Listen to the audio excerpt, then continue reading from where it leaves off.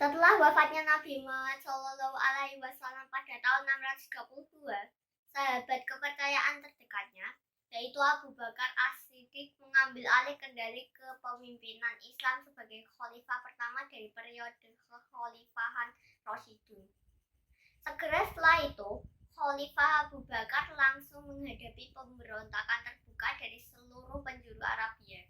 Berbagai suku yang sebelumnya berbaiat di hadapan Nabi menyatakan bahwa perjanjian kesetiaan mereka dengan Nabi Muhammad telah berakhir setelah kematian beliau. Apalagi salah seorang dari pimpinan suku tadi memproklamirkan diri sebagai nabi baru, yaitu Musailamah. Mereka semua murtad dan melawan pemerintahan Abu Bakar. Dengan segera mereka dihadapkan dengan kekuatan penuh pasukan Rasyidun dalam serangkaian pertempuran, yang kemudian disebut sebagai Perang Rid'ah pada tahun 632 sampai tahun 633. Pemimpin militer Rasyidun yang paling menonjol dalam konflik ini adalah Khalid bin Walid radhiyallahu anhu, seorang pria yang sangat dipercaya oleh Khalifah Abu Bakar karena bakatnya yang tak tertandingi dalam peperangan. Dia telah menempa dirinya dalam peperangan, sampai-sampai dia mendapat julukan Saifullah atau pedang Allah, dan dengan mudah menjadi salah satu ahli strategi terbaik pada masanya. Dia terbukti berperan penting dalam memastikan kemenangan Rasyidun melawan pemberontak, yang semuanya ditundukkan dalam waktu 1 tahun. Khalifah Abu Bakar kemudian melancarkan ekspansi wilayahnya ke Irak dan Suriah. Pasukan Muslim pimpinan Khalid bin Walid dikirim ke wilayah Irak, di mana tentara Khalifah menikmati banyak keberhasilan. Tetapi ancaman serangan balik dari Kekaisaran Bizantium terhadap pasukan Muslim di Suriah yang telah mendapatkan banyak wilayah mendorong Khalifah Abu Bakar untuk mengirim Khalid ke sana. Khalid melintasi gurun tandus dan tanpa jejak dengan orang-orang terbaiknya, menggunakan unta sebagai reservoir air, dan muncul di pinggiran Suriah, di mana setelah beberapa penyerbuan dan penaklukan, ia menghadapi dan mengalahkan kekuatan Bizantium utama di wilayah Ajnadain pada tahun 634. Kemudian pada tahun 634, Khalifah Abu Bakar meninggal dan digantikan oleh Umar bin Khattab. Tapi langkah pertama yang dilakukan beliau setelah menjadi khalifah adalah dengan memecat Khalid sebagai panglima perang. Mengapa Khalifah Umar memecat sang singa padang pasir itu?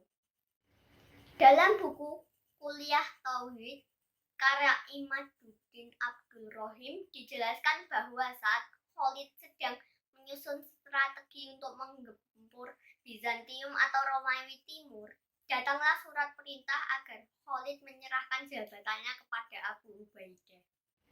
Namun Khalid yang sedang memimpin rapat tidak langsung membacakan surat perintah dari Khalifah Umar itu, dengan perhitungan bahwa kalau ia menyerahkan jabatan tersebut saat sedang rapat untuk menyerang Bizantium, maka akan terjadi kekacauan.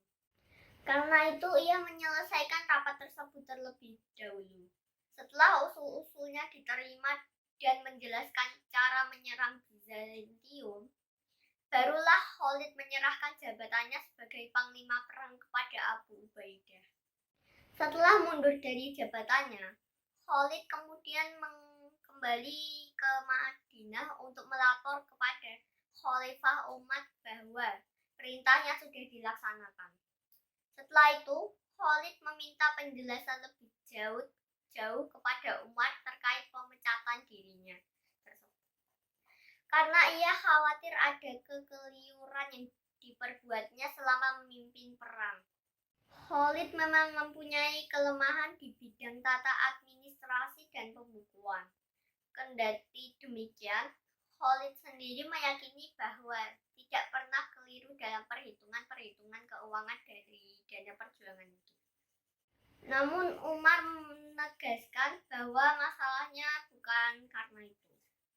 Itu itu soal yang bisa dimaafkan, kata Umar menjelaskan kepada Khalid. Tetapi sebagai khalifah, aku bertanggung jawab atas akidah umat. Engkau adalah pahlawan perkasa yang tak dapat dikalahkan di setiap medan pertempuran. Tapi akibatnya rakyat mulai menyanyikan lagu pujian untukmu dan tidak lagi memuji dan memuja Allah semata. Aku khawatir mereka menjadi syirik. Sebagai penanggung jawab, aku harus membuktikan diri kepada seluruh umat bahwa semata sebagai hamba Allah, aku mampu memecat Khalid bin Walid sebagai panglima perang yang masyhur. Jelas Umar panjang lebar. Setelah mendengar penjelasan Khalifah Umar, Khalid tersadar dan menerima keputusan Umar yang bijaksana itu dengan keikhlasan yang sungguh-sungguh.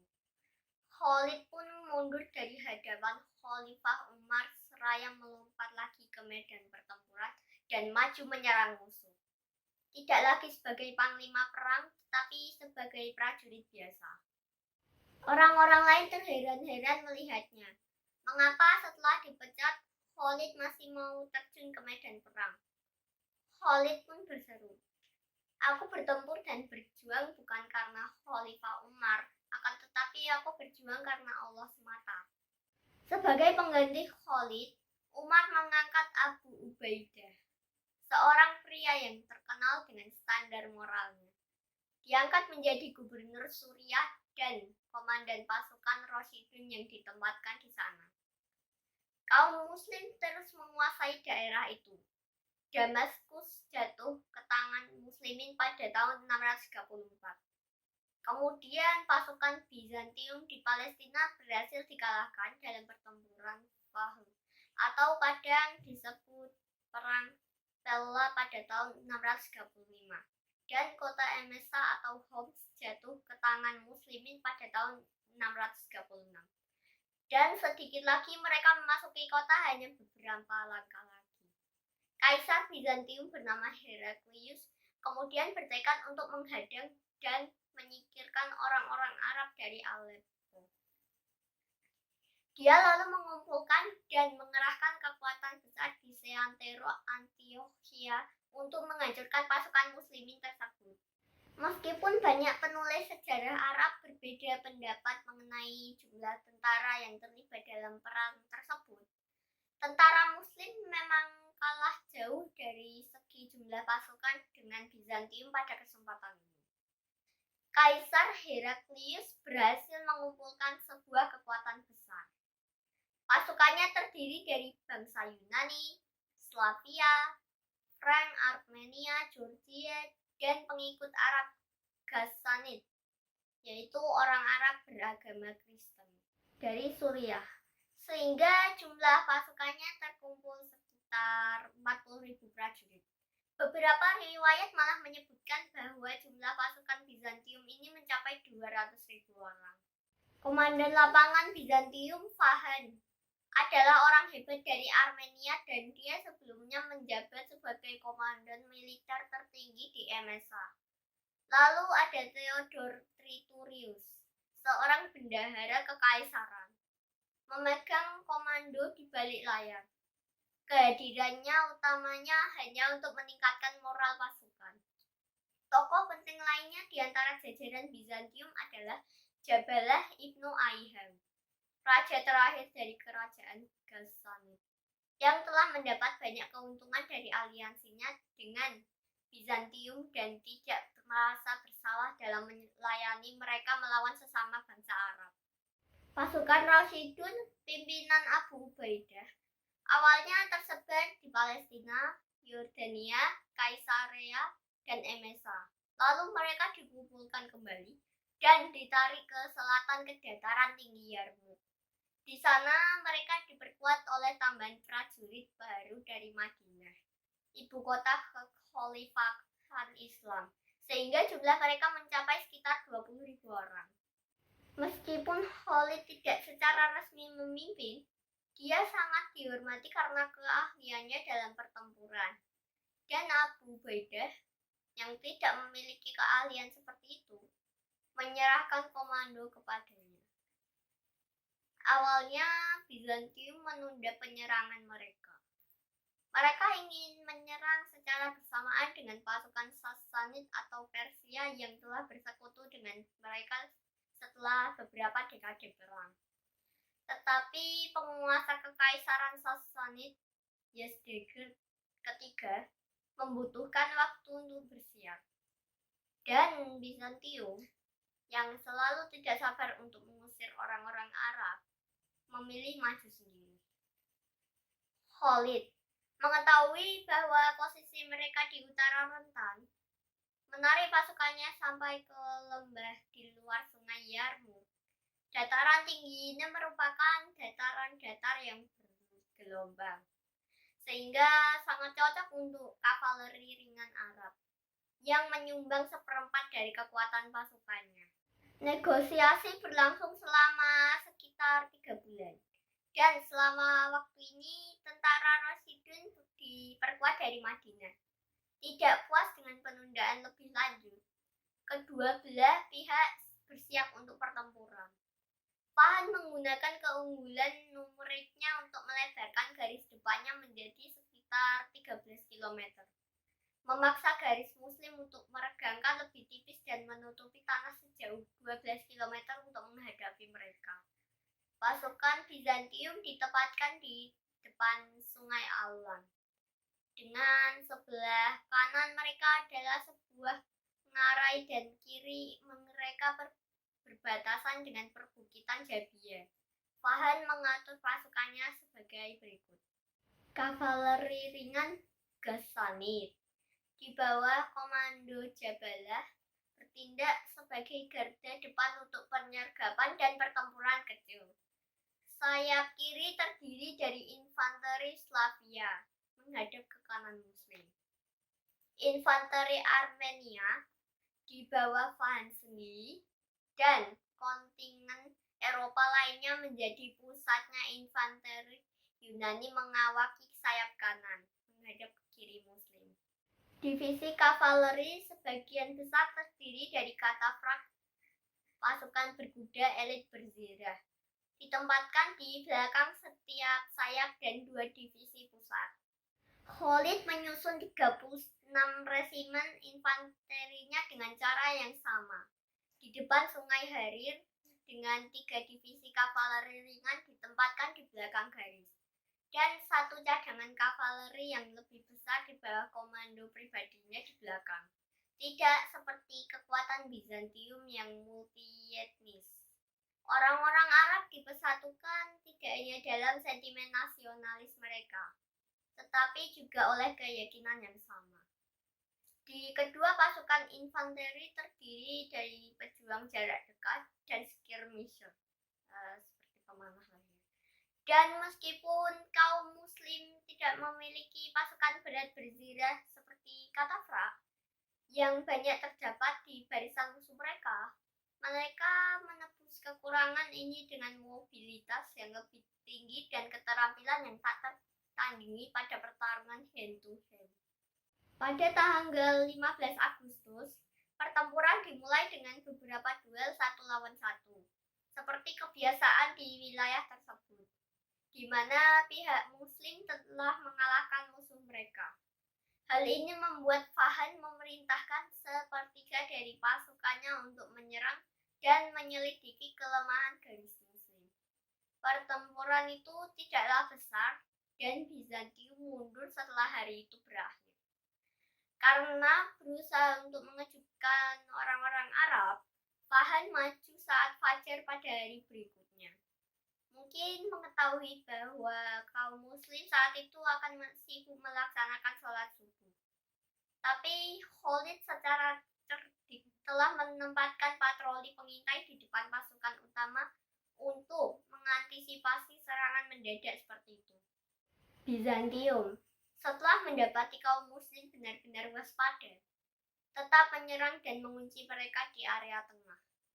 Sedangkan pasukan lainnya melancarkan serangan dari kedua sisi.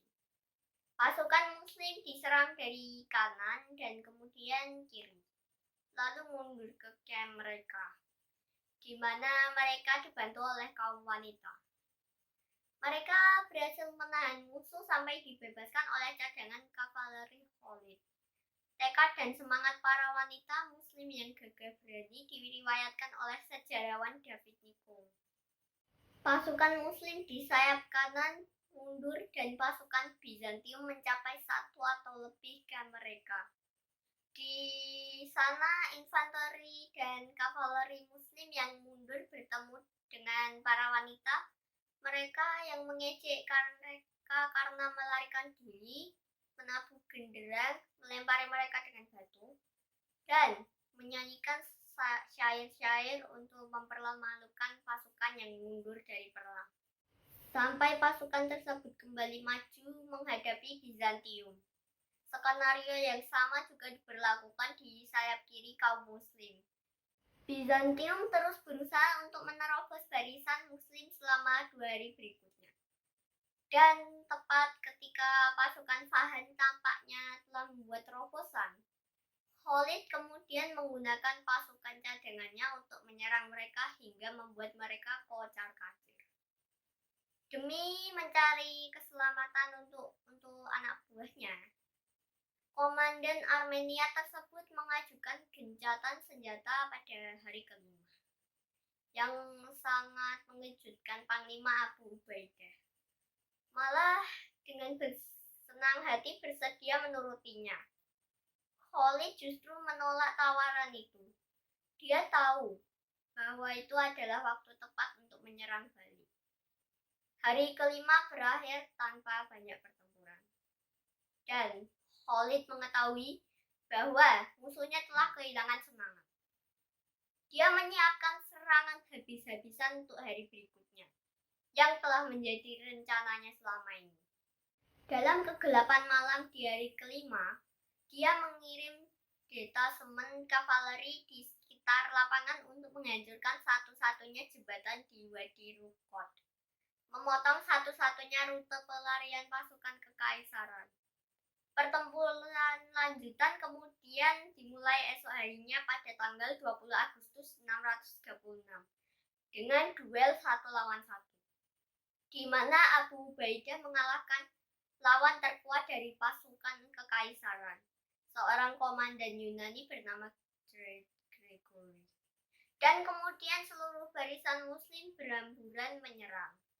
Saat infanteri Muslim berhadapan dengan infanteri kekaisaran, Khalid beraksi dan memimpin pasukan kavaleri yang besar, yang dikumpulkan dari semua divisi kavalerinya. Di sekitar sayap kiri Bizantium, Fahan terlambat menyadari bahwa dia telah diperdaya, gagal mengatur kavalerinya yang berantakan, dan kaum Muslim menghancurkan pasukan sebelah kiri Bizantium dan lalu ke tengah mereka. Dikelilingi di 3 sisi dan tanpa harapan bantuan dari Katafra, yaitu adalah jenis kavaleri berat berzirah, pasukan kekaisaran mulai menyerang balik. Tapi tanpa sepengetahuan mereka, jalur pelarian mereka telah diputus. Pasukan kekaisaran kemudian dikalahkan dan dalam proses mundur mereka, banyak yang tenggelam di sungai, sementara beberapa melompat dari bukit curam dan tewas jatuh di lembah akibat jembatan satu-satunya pelarian mereka telah dihancurkan. Khalid telah memusnahkan hampir semua musuhnya dan mengamankan kemenangan telak, sementara korban dari pihak Muslim hanya sekitar 4.000 orang. Fahan diberitakan ikut tewas dalam pertempuran. Tapi dalam sumber lain dikatakan, dia masih hidup dan menjadi biarawan setelah kekalahan yang menghancurkan itu. Jabalah dikatakan telah membelot ke pihak muslimin selama puncak pertempuran dan menerima Islam pada tahun 638. Tapi kemudian dia murtad kembali dan melarikan diri ke Armenia. Dengan kemenangan yang menakjubkan ini, kaum muslim memegang kekuasaan yang tak terbantahkan atas Levan dan Suriah dan Yerusalem, kota suci bagi 3 agama monoteistik Yudaisme, Kristen, dan Islam menyerah secara pribadi kepada Khalifah Umar pada tahun 637 setelah rakyatnya menerima jaminan keamanan. Khalid bin Walid pensiun dengan tenang dan meninggal pada tahun 642 dan dimakamkan di Homs. Umat Islam segera menguasai Mesir, sebagian Afrika Utara, dan beberapa pulau di Laut Tengah. Kemenangan spektakuler yang serupa pada pertempuran Al-Qadisiyah tahun 636 melawan Kekaisaran Sassanid atau Persia juga membuka saluran penaklukan yang serupa, membengkakkan luas kekhalifahan Islam menjadi ukuran raksasa dalam hitungan dekade saja. Keberhasilan Muslim melawan Kekaisaran Adidaya Bizantium atau Romawi Timur dan Sassanid atau Persia ini disebabkan oleh beberapa kombinasi alasan. Pertama, kekejaman Bizantium terhadap rakyat Suriah dan Irak. Rakyat tersebut akhirnya tidak hanya menyambut pasukan Muslim, tetapi bahkan membantu mereka. Kedua, saling bertempur satu sama lain telah secara signifikan melemahkan dua kekaisaran, yaitu Bizantium dan Sassanid. Ketiga, meskipun persenjataan orang-orang Muslim tidak sejajar dengan musuh mereka, keterampilan mereka dalam pertempuran tidak ada bandingannya, dan kontribusi para panglima besar seperti Khalid bin Walid juga tidak dapat diremehkan.